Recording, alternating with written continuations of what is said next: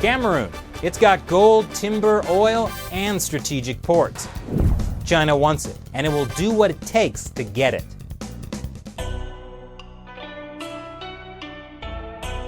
Welcome back to China Uncensored. I'm Chris Chappell. Africa. It has resources. China wants them. And nowhere is that more apparent than in Cameroon. Cameroon is one of the breadbaskets of Africa. It's also loaded with diamonds, gold, and oil. Plus, it's strategically located with several ocean ports the Chinese military would love to have access to. This is Cameroon's president, Paul Biya. He's been president for 36 years, which can only mean one thing. The people love him so much they keep re-electing him in free and fair elections. And he's only too happy to give the Chinese Communist Party the access to Cameroon it craves. To find out more about China's colonial plans in Cameroon and Africa at large, I sat down with Nkongho Felix Agbor at the Oslo Freedom Forum.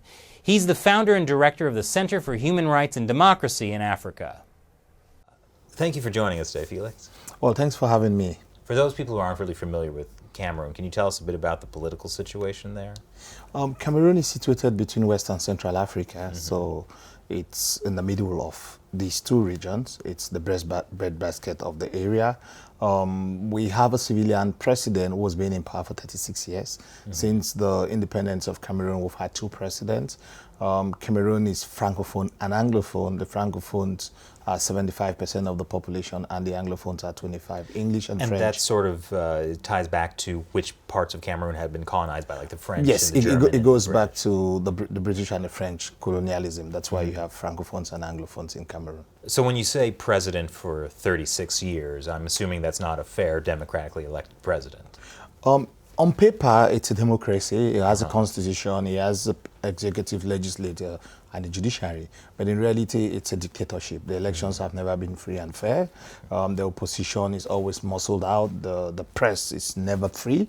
The entire process, the electoral commission from O'Neill to Oleka, is created by the president in power, and he appoints each and every one who is a member of that committee. You cannot really bite the finger that fits you. Somebody cannot appoint you, and you work against his interests. Yeah, so I imagine it's not an easy place to be a human rights lawyer. Oh, it's really difficult, because the thing about Cameroon is that from the outside, it seems to be very peaceful. When you look at the region, Chad, Central African Republic, Equatorial Guinea, all of them have turbulence. All of them have teen post-dictators. Mr. Biya seems to be a Democrat. So from the outside, it's very okay.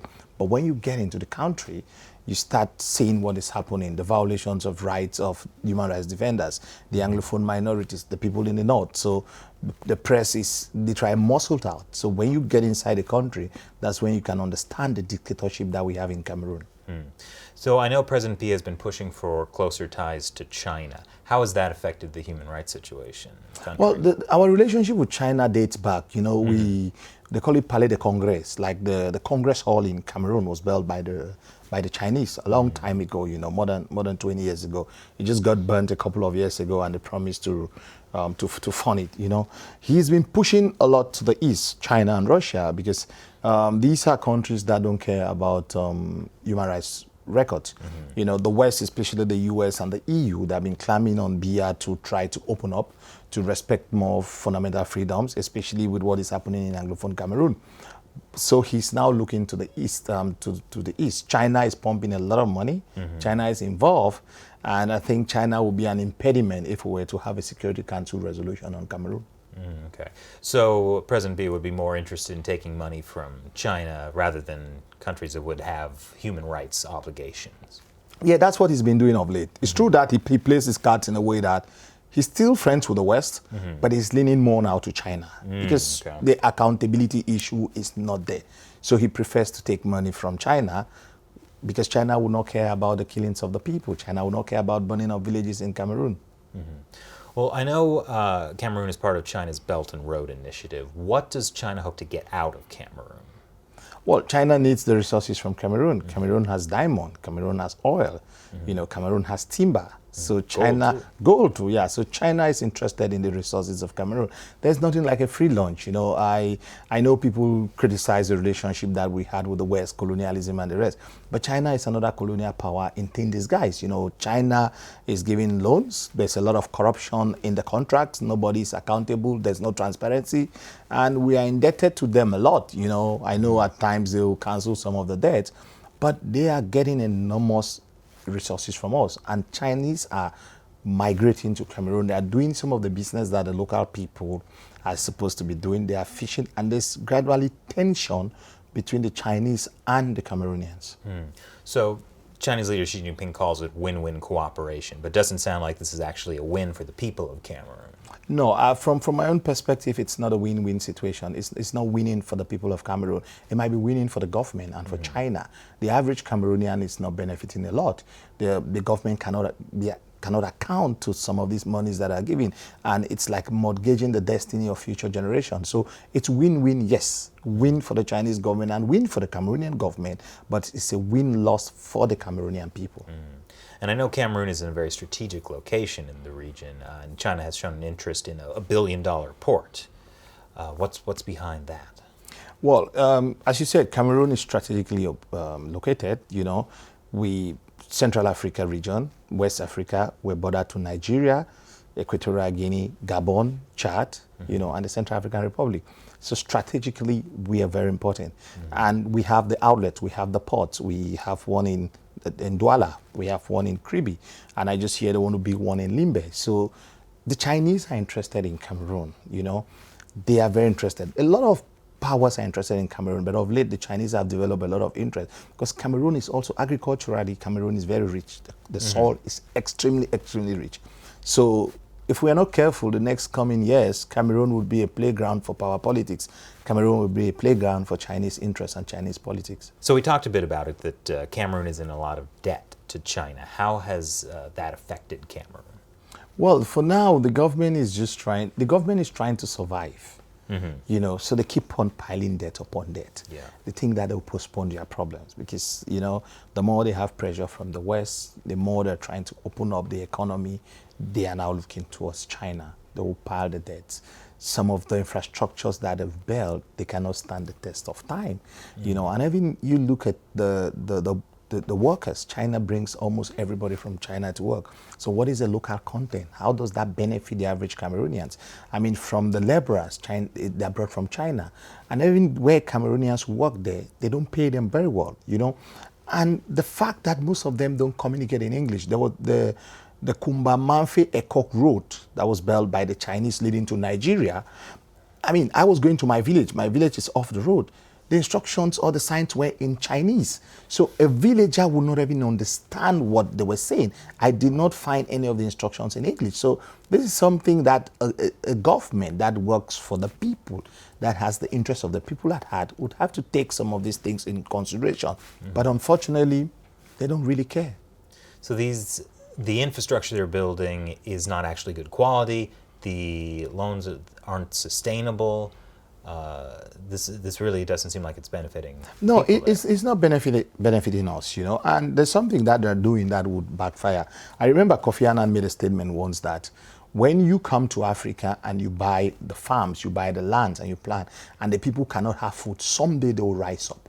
And that is what would happen in Africa. That's what will happen in Cameroon. When the Chinese come with their monies and they buy huge parcel of land and plant crops that is exported to China, and the people in Cameroon cannot have food, they would rise up, they would protest. Just imagine that if they had bought land in the English-speaking part of the country, and now there's a crisis, how would they have access to those lands? Because the people also be like, these lands did not benefit us. They probably dealt with the government, they dealt with the chiefs, without the average person benefiting anything. And the quality of their product, it's not really good.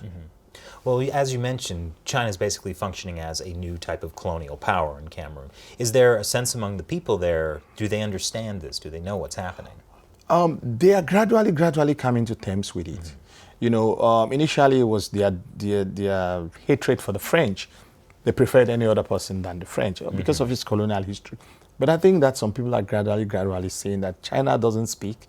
They are slowly and gradually and surely taking over control of businesses in the country. People have started rising up. People have started criticizing it. People are complaining in the media, and it will only get worse as things get bad for the country. So Cameroon is billions of dollars in debt to China. Recently, though, China forgave $78 million of debt. Why was that? Well, as I said, there's nothing like a free lunch. They know what they are benefiting from the system, and they are trying also to keep Mr. Biya in power at all costs. So they would help him. They will help Mr. Biya to stay in power. They provide military software also.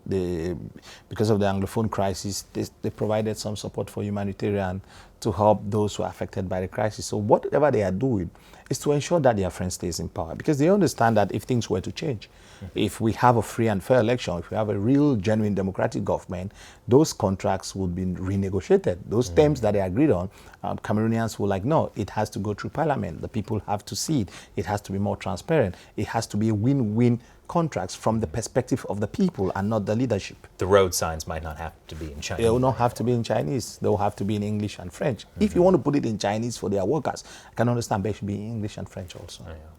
So I know the U.S. and many other Western countries are beginning to take an interest in investing more in African countries. Do you think that can be a rival to Chinese investment? Yeah, competition is always good.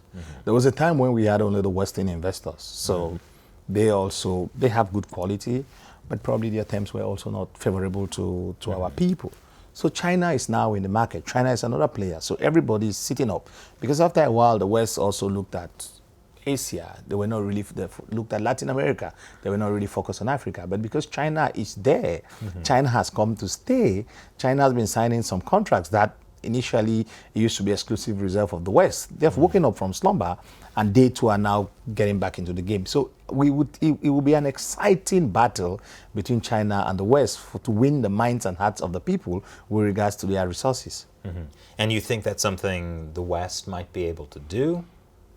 Yes, they are capable of doing. The more democratic the countries, I think the more people want to deal with the West. The more dictatorial the country, they would have to deal with China and Russia, because, as you know, they will not talk anything about the human rights violations. They would shut up their mouth, get their deals done, rights are being violated, nobody cares.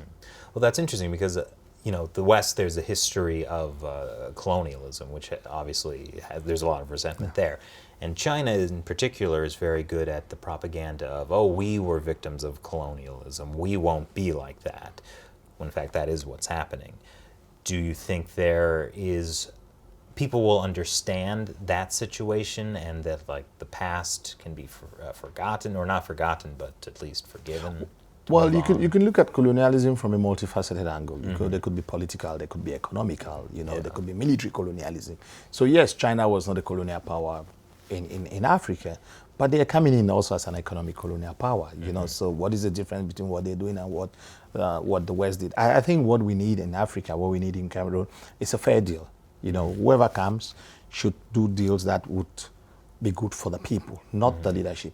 And also don't support a leader that you're giving your money to violate people's rights, to kill people. You don't supply arms to use to kill the people. If they can be that transparent, which I think they would not be able because of the nature of the Chinese government, say who comes to equity must come with clean hands. The way they treat their own people, they cannot treat us better than the way they treat their people. So it's clear that China would not live up to the expectation. I think the West has tried a lot to change also, from its kind of colonial mentality.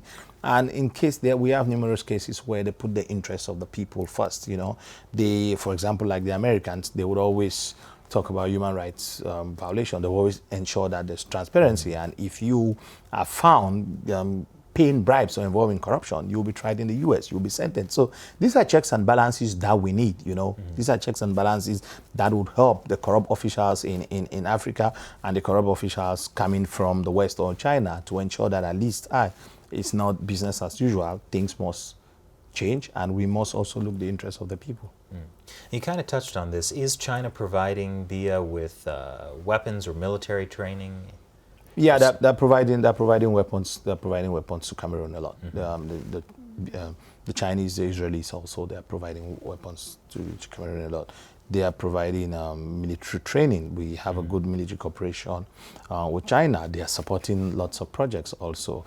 During the last presidential election, all the gadgets that was used by the Mr. Biya's ruling party was printed in China. Everything was done in China so that you can see the influence of China. So we spend lots and lots of money to print gadgets in China. That shows the kind of relationship he has with the Chinese. How about Chinese social controls like internet surveillance, facial recognition cameras, any of that? We gradually, from a human rights defender's perspective, we're getting a bit scared. You know, there was a time we heard WhatsApp had been tampered with. You know, the presence of the Israelis and the Chinese, we're a bit now scared what is going to happen, because these are countries, I mean, China especially has issues with the internet. So. To put it lightly. Yes, and the war, for example, the struggle with democratic training in Cameroon shows that the internet is a major player. Social media would be the thing that would determine who would be the next president, that would determine the change in the country. So we're a bit worried that the influence of China, the role China plays, might affect censorship. Don't forget that between January 2017 and April 2017, we had the longest internet shutdown in the history of mankind. About 4 months where internet was shut down in the English-speaking part of the country. So these are things that we're a bit worried, and we hope that the internet will not be cut off again. Do you have any sense of China's overall plan for Africa? I don't know what is my sense, but what their overall plan is to take over the economy of the continent, to have as many contracts as possible so that they can control the continent. Because there's a fight between, a real or imaginary fight between China and the West. So everybody wants to control the resources of Africa. And because most of the 54 countries are dictators, a lot of them are going towards China. Don't forget the building of the African Union in Ethiopia was a gift given by China. You know, so China is there to conquer the markets. China needs the resources. China's growing population, China doesn't have a choice than to look outward. And Africa, for now, is a soft area. Africa, for now, is an area where you can manipulate the leaders. Africa is an area where, because of a lot of greed and graft and selfishness and avarice from our leaders, they can cut any deal with China to stay in power. So China would be a big player. The economy of our countries would suffer unless we stand up and start having fair deals with China. Well, thank you very much for joining us today. It was fascinating. Oh, thanks for having me. Yeah.